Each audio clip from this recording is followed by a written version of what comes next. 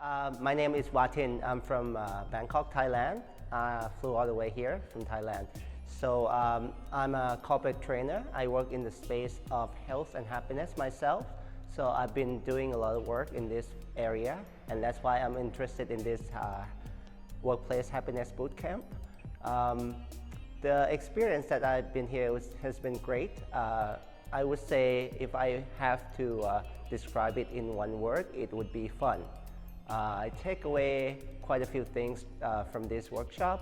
I would say, the lovely people here, the atmosphere is great. The knowledge is okay because I've been working in this field for some time. But I think that the great thing about this is the activities.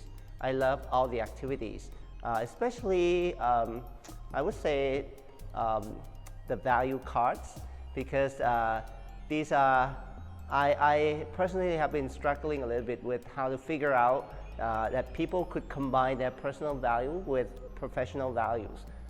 Sometimes, when you work in an organization and the values are not aligned, that makes it difficult to be inspiring at work.